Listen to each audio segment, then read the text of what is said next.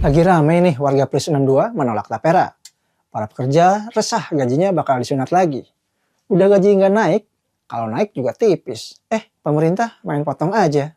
Makin tiris dah.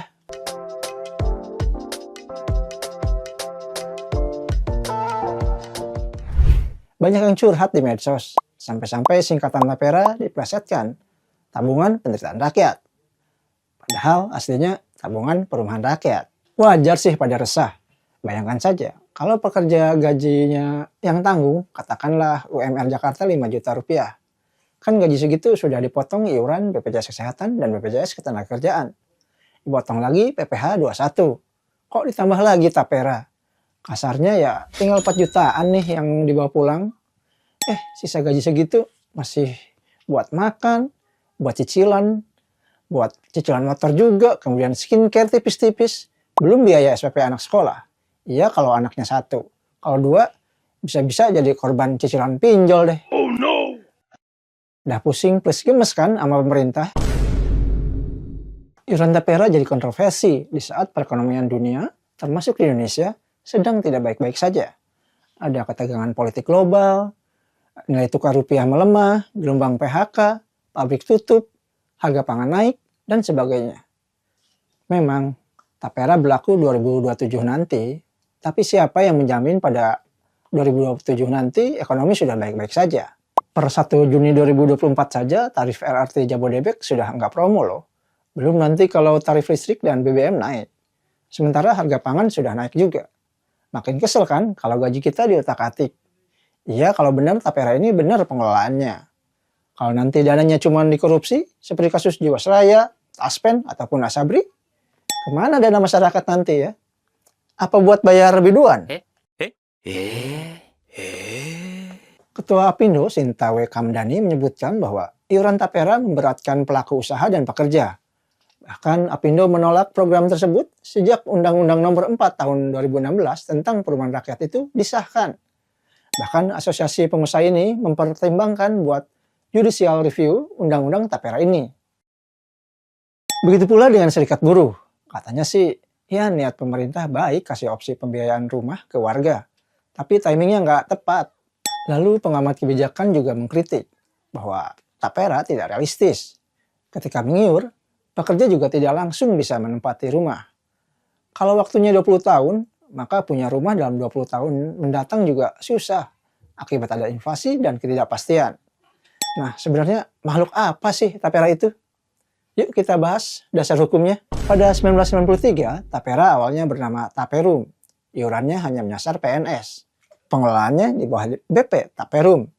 Aturannya berdasarkan keputusan Presiden nomor 14 tahun 1993 tentang tabungan perumahan PNS. Yang kemudian diubah dengan keputusan Presiden nomor 46 tahun 1994. Waktu itu, besaran iurannya hanya Rp3.000 sampai Rp10.000 saja per bulan. Pada era Presiden Joko Widodo, Taperum berubah jadi tapera. Pertama dengan terbitnya Undang-Undang Nomor 4 Tahun 2016 tentang tapera. DPR tuh yang ngusulin. Masa? Lalu pada tahun 2020, keluar peraturan pemerintah nomor 25. Ada COVID itu. Kemudian terbit lagi peraturan pemerintah nomor 21 tahun 2024 yang sekarang ini lagi rame.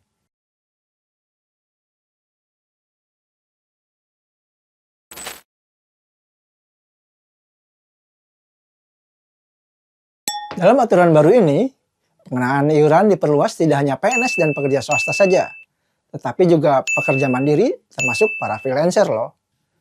Para pekerja dipaksa alias diwajibkan untuk bayar iuran tapera 3% dengan komposisi 2,5% pegawai dan 0,5% ditanggung oleh pemberi kerja. Adapun pekerja mandiri harus full membayar 3%. Lalu kegunaan tapera apa sih? Merujuk penjelasan pasal 1 PP 21 tahun 2024, tapera adalah dana simpanan yang disetorkan secara rutin oleh peserta secara periodik dalam jangka waktu tertentu. Iuran tapera bertujuan menghimpun dan menyediakan dana murah jangka panjang yang berkelanjutan untuk pembiayaan perumahan yang layak dan terjangkau bagi para peserta. Siapa peserta tapera? Merujuk pasal 5 ayat 2 PP 25 tahun 2020, peserta dana tapera adalah pekerja yang berusia minimal 20 tahun atau sudah kawin. Saat mendaftar, berapa besaran iuran Tapera? Berdasarkan pasal 15 PP yang terbaru sebagai berikut. Lantas, kapan iuran bisa dicairkan? Jawabannya, ya saat kepesertaan berakhir. Apa manfaat Tapera? Untuk KPR, untuk kredit bangun rumah atau KBR, dan kredit renovasi rumah. Tenornya panjang loh, sampai 30 tahun. Suku bunga juga tetap, dan di bawah suku bunga pasar. Peserta yang tidak menggunakan untuk pembiayaan perumahan baru bisa mencairkan simpanannya setelah kepesertaan berakhir. Ini manfaat peserta Tapera.